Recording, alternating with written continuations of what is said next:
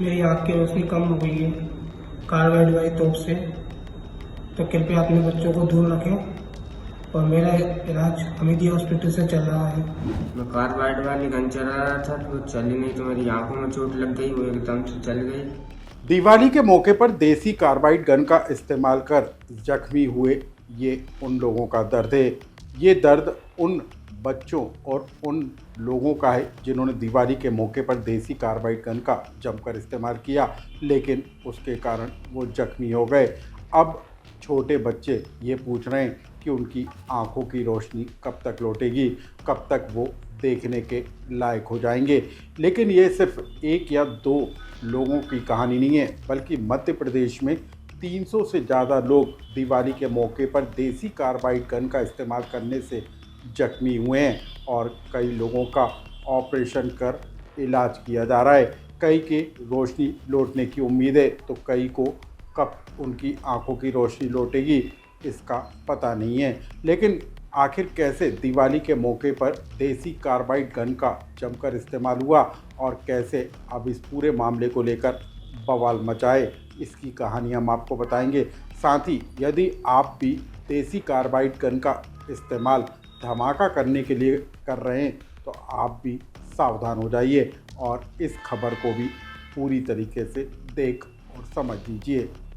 नमस्कार, मैं हूं अनुराग श्रीवास्तव और आप देख रहे हैं लोकमत हिंदी।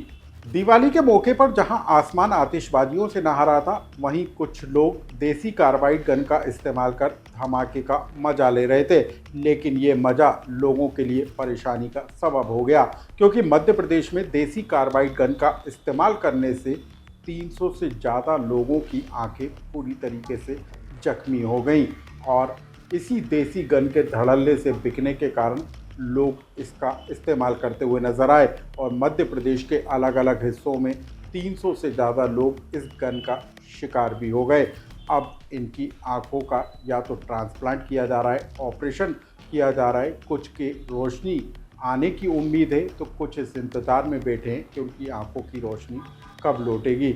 लेकिन इस पूरे मामले को लेकर अब मध्य प्रदेश में खासा बवाल मचता हुआ नजर आ रहा है। जो लोग देसी कार्बाइड गन का इस्तेमाल करने के कारण जख्मी हैं, उन्हें अस्पतालों में भर्ती कराया गया है, उनका इलाज हो रहा है, कई के ऑपरेशन किए जा रहे हैं और घायलों को देखने के लिए नेताओं के पहुंचने का सिलसिला भी तेज हो गया है। नेताओं का हुजूम अस्पतालों में उमड़ा हुआ है। लेकिन हम आपको बता दें कि कैसे 2023 में ICMR की रिपोर्ट ने बताया था कि देसी कार्बाइड का गन का इस्तेमाल खतरनाक हो सकता है, उसके बावजूद ये बाज़ारों में धड़ल्ले से बिकी।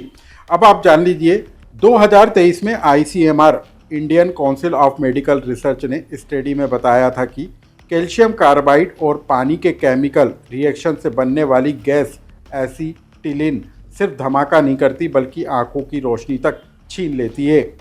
ICMR ने कार्बाइड गन को विस्फोटक डिवाइस की श्रेणी में रखा था और इसके बाद भी मध्य प्रदेश के बाज़ारों में ये धड़ल्ले से बिकी और लोगों ने इसकी जमकर खरीदारी भी की।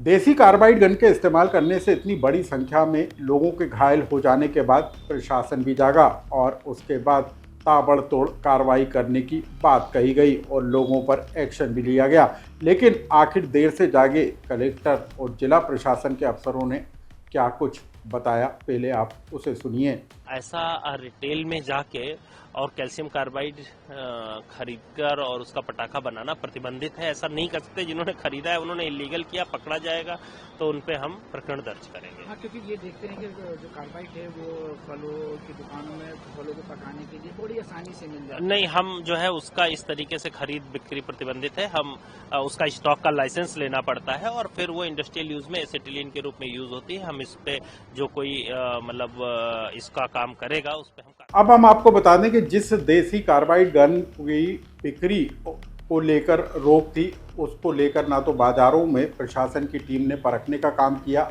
ना लाइसेंस जांचने की कोशिश की और इसकी धड़ल्ले से बिक्री होती रही, जिसके कारण इतनी बड़ी संख्या में लोगों की आंखों को नुकसान पहुंचा। लेकिन अब इस पूरे मामले को लेकर राजनीति भी तेज होती हुई नजर आ रही है, क्योंकि मध्य प्रदेश में विधानसभा में नेता प्रतिपक्ष उमंग सिंगार घायलों से मिलने के लिए पहुंचे और इस बात को लेकर सरकार को घेरा कि जिस गन के इस्तेमाल पर रोक है, आखिर उसकी धड़ल्ले से बिक्री कैसे हुई, आखिर प्रशासन समय पर क्यों नहीं चेता। इधर विपक्ष ने सवाल खड़े किए तो उधर सरकार भी जागती हुई नजर आई। मुख्यमंत्री मोहन यादव भी घायलों से मिलने के लिए अस्पतालों में पहुंचे और मुख्यमंत्री मोहन यादव से लेकर मुख्य सचिव अनुराग जैन तक ने अफसरों के साथ बैठक कर ऐसे देसी कार्बाइड गन की बिक्री को रोकने और बेचने वालों पर तत्काल कड़े एक्शन लेने के भी निर्देश जारी कर दिए।